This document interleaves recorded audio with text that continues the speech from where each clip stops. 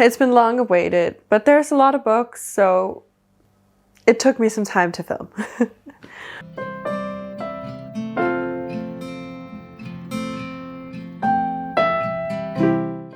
Hello and welcome to my channel, The Danish Readaholic. My name is Silke, and today I'm filming a haul, part 2. I think I did the first one in January, and here we are at the end of March. It's just the amount of books are kind of intimidating, so yeah. I'm also gonna have to apologize for any background noises. My apartment is extremely hot, so I have the door open. Hopefully it won't be that big of an issue. All right, I had actually already filmed this video, and then I don't remember why I ended up deleting it. I think I just wasn't satisfied with it, or I'd forgotten something, maybe the sound was bad.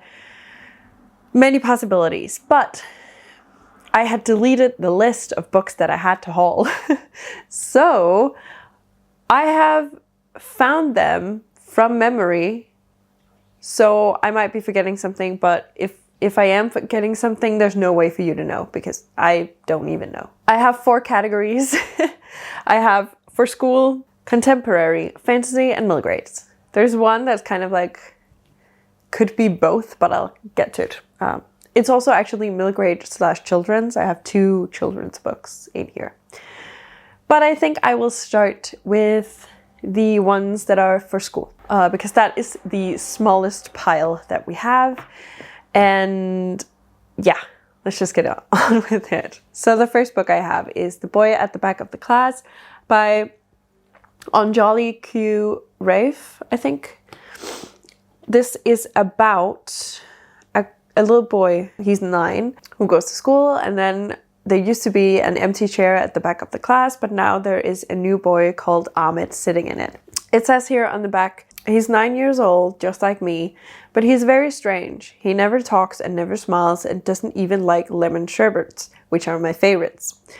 But then I learned the truth. Ahmed isn't strange at all. He's a refugee who's run away from a war, a real one, with bombs and bullies that hurt people. The more I find out about him, the more I want to help. I think this is going to be extremely cute. However, we only have about little over a month left of school, and we're already working with exams. So I don't know how my professor is going to fit this in. But I'm not mad about it because I like the premise and I think I will read it regardless. I've never heard about it before. And I don't think I would have picked it up myself. But I'm happy that I did pick it up because it seems really nice. And then we have, you know what, since I used that, let me use this one as well for this pile. Cool, I'm gonna do this one first because it's kind of, yeah. So I also got this one, I'm Sorry You Got Mad by Kyle Lukoff. I'm using this for my exam, as well as a picture book study that we're doing on, well, actually today, posting today, not filming today. But this is basically just a picture book about this kid called Jack who is trying to learn how to say I'm sorry to his classmate. And it's basically just a roller coaster of emotions that Jack goes through. And then I just think there's so much to take from this, and that is why we chose it for our exam and also for the picture book thing we're doing tomorrow. Yeah. But it is very cute. It is very short. I also found it as an audiobook online, so if you're interested in it, it is just on YouTube. But yeah, I've read it multiple times now. But I don't count picture books in my stats. I've considered it, but I don't count them because usually it's for teaching.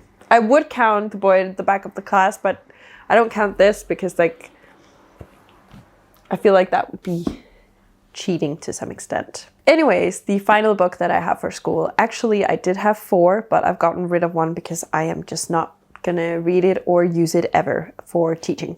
So, but this one I probably will, and that is Extremely Loud and Incredibly Close by Jonathan Safran Foer. I have wanted this book for ages and wanted to read it for ages. And now we're once again doing the exam. We have to do an exam for like kindergarten up until 5th grade, and we also have to prepare something for 6th grade and up until 9th.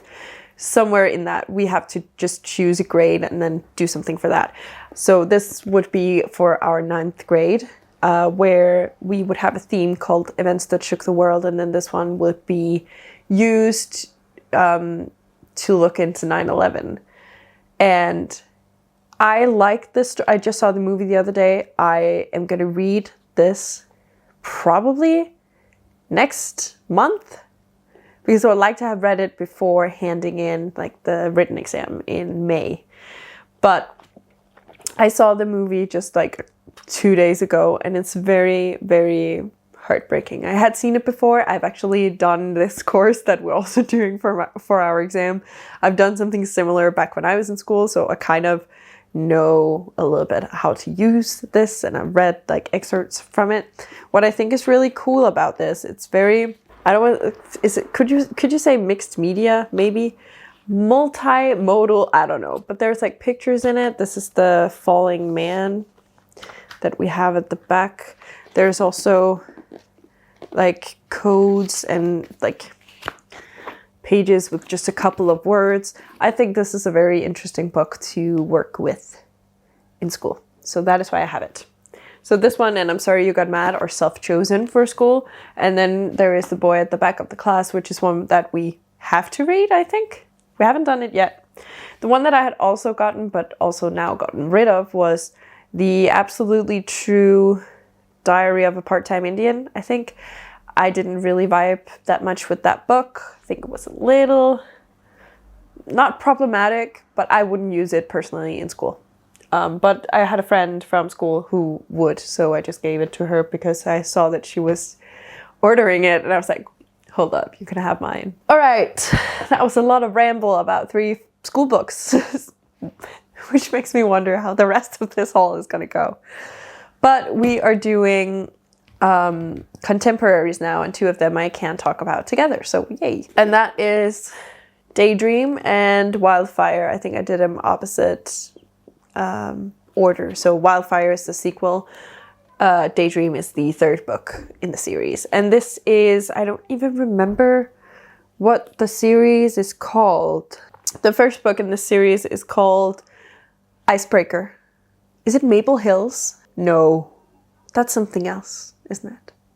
I can't remember. But the first book in the series is called Icebreaker, and I really loved it. I really, like, normally I don't really care much for contemporaries or romance books in general, but Icebreaker I really, really loved, so that makes me hopeful for the sequels for the series. I do also have another one that I'm very interested in, but that's also because the main female character is a gymnast, so I have my eyes up. I have my eyes on this series that I might want to give a go, but I don't think I should be buying any more contemporaries until I've read the ones that I actually have, because I really don't read that much contemporary. So when these are out of the way, I will get on with a new contemporary series. That being said, I also have a contemporary standalone. I've been very interested in this author and also some of her other contemporaries. They seem really cool. And it is this one called My Sister's Big Fat Indian Wedding by Sajni Patel. I feel like I remember the name, so I think I might have something else by Sajni Patel, but not anything contemporary like this one. So basically, this is something about, well, obviously an Indian family. There is an Indian wedding, but we follow Surika Damani, who is a naturally gifted violinist with a love for contemporary beats. But when you're a part of a big Indian family, everyone has expectations, and those certainly don't include hip-hop violin. And then she's rejected from Juilliard. And then her last hope is this competition where there is a top-tier college scout that will be one of the judges. But it is set during her sister's extravagant wedding week. There we go. It gives me a little Bend It Like Beckham, but also My Big Fat Greek Wedding, I think it's called. And I don't know where I'm getting any of that from, but I'm super excited to see this. Also, I just feel like Indian weddings are just so beautiful. So I think that was also what drew me to this. And honestly, the cover is stunning. Like, I can't run from that. Maybe it was a cover by, but most contemporaries kind of tend to draw me in by the cover. And then because I know my track record with contemporaries, I do always read what they're about.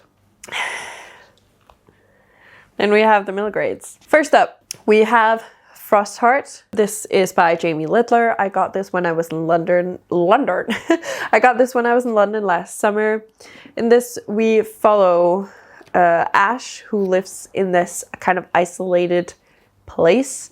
And Ash has this feeling inside of him that he really wants to sing, but there's something called song weavers that apparently are everyone is scared of. So he is not allowed to sing. And then one day he does, and then he is exiled from his home, I guess.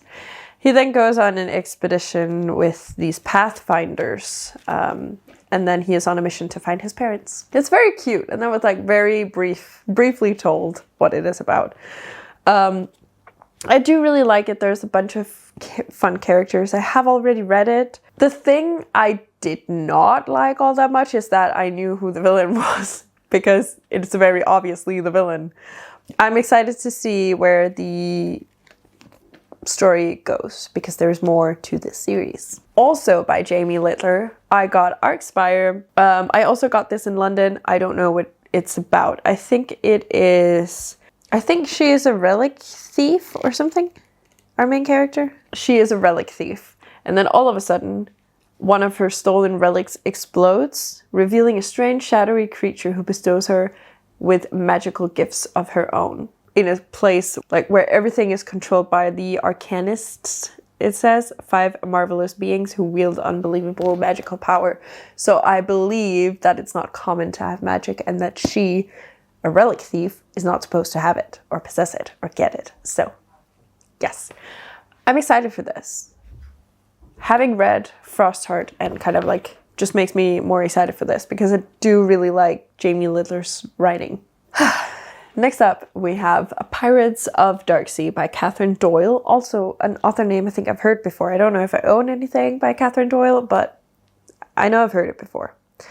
This is basically set in, I believe it's set in the real world, and then all of a sudden, what's his name? Max from Galway receives an invitation from a pirate king called Captain O'Malley, who needs a new crew member. The reward for this kind of looks like the miracle that Max's family needs, because Max's brother, Christopher, is in hospital and he is getting sicker. So Max is going on this quest with these pirates, and I'm excited to see what is going to happen, because pirate stories are always great. So yeah, I'm excited. I don't know much about it. I just saw it. Saw this stunning cover in London when I was there. I actually bought mostly middle grades when I went there, which is strange, because I actually don't read that many middle grades. I haven't recently. I want to get more into it. This one is one that I'm super excited for. The next two, 100% cover by. Also got them in London. They are, I think,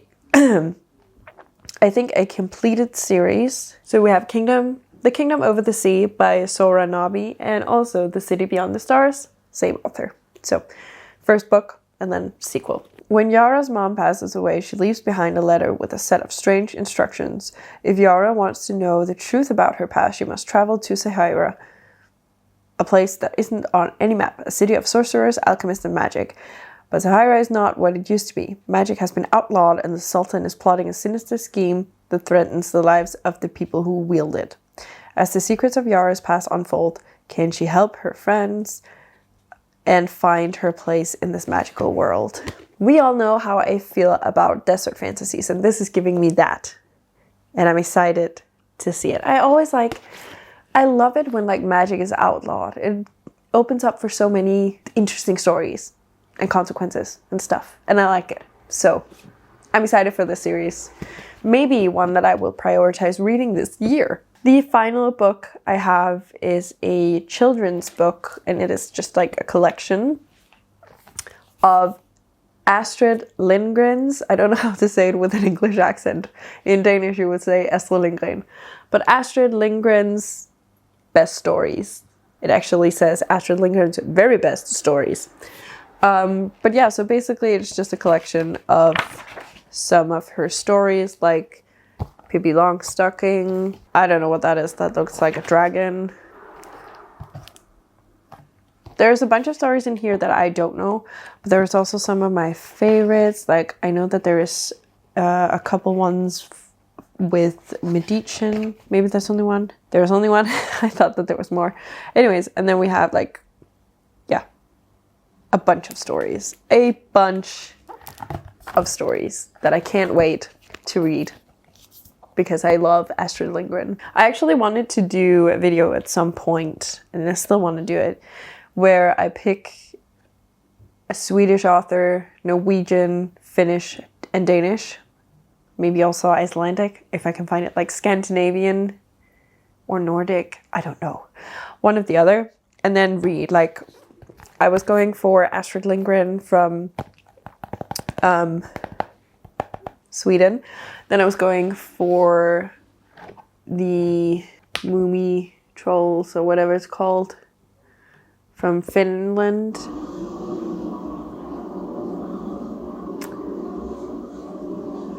Excuse me? Okay, I'm gonna close the door for that. That is too loud. Too loud. Yeah.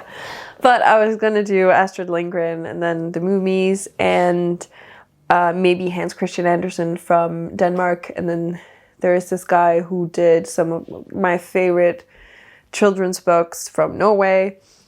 But I also wanted to pick some more, like some newer authors and some more, yeah. But I wanted kind of to focus it on children's stories. But let me know if that would be something that you would think would be fun. And then of course I would try to do some that have been translated, but also some that I think have a great potential and would be nice to have translated so that the rest of the world can enjoy them. But let me know if that is something that you would be interested in seeing, because then I will start doing my research for it. All right. The final category. Oh, it's fantasy. Are we surprised? There is 1, 2, 3, 4 fairy lutes in this. And then there is 2 that have been gifted. I will start with the fairy lutes, I think. I actually think that I have decided that I will end my YA subscription simply because I can feel myself kind of moving towards new adult and romantasy and adult stuff. So I'm gonna end that subscription, and then I'm on the wait list for the romantasy, and then we'll just wait for that, I think. But I still have my subscription for the next couple of months. I think it is in September that it renews. So first up, I have Cruel is the Light by Sophie Clark. This book is absolutely beautiful and actually one of the more recent fairy lutes that I've been like really excited for. I don't remember what it's about though, but I believe, well, I know it says so in here, but I believe that it's set in like Italy or similar vibes, which I like. I am currently reading Kingdom of the Feared, and that is like Italian, so, or the characters are Italian, and I like it. But this one says, a brutal war between demons and humanity have raged across Europe for over a century. So I was correct. At its heart are 2 elite soldiers, Celine Alevra, a powerful exorcist trained at the prestigious Vatican Academy, and foot soldier Jules the Crow, unrivaled in battle. When their paths cross despite initial distrust, then unwelcome attraction, Jules and Celine discover a terrible secret at the heart of the Holy Vatican. Soon, Jules is forced to question everything he's ever known, including himself, and Celine, unable to ignore her growing feelings for Jules, must make an impossible choice between love and duty. Does it sound like something I've read before? Yes. But does it also sound like something that I would really enjoy? Yes. So that is why I'm super excited for it. It is a little bit of a chunker in my opinion. I think it might be just like 500 pages. Yeah. Just under, actually, which is nice. I thought it was longer. It feels longer, but I'm super excited about this, and I love the foiling on the cover. This is such a stunning Fair Loot edition. Next up, we have A Language of Dragons by S.F. Williamson. I like this kind of old school cover that they have going on here. It's really cool.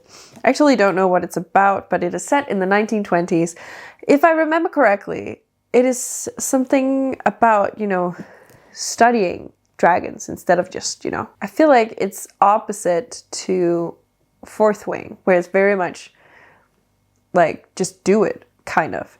And this is more studying. Yeah, studying dragon language. Then there's something about a civil war. Her parents are arrested. Her little sister's missing. A lot of stuff is going on. It seems really cool. I'm very excited for this. Is it a top priority book for me? No, it is not. I'm gonna have to be honest. But it is stunning, and I like the dragons, and it seems like something I would like. We all know that I enjoy books that are set in the 1920s. This is that. So if it's giving me the vibes that Romeo and Juliet, Jesus Christ, that these violent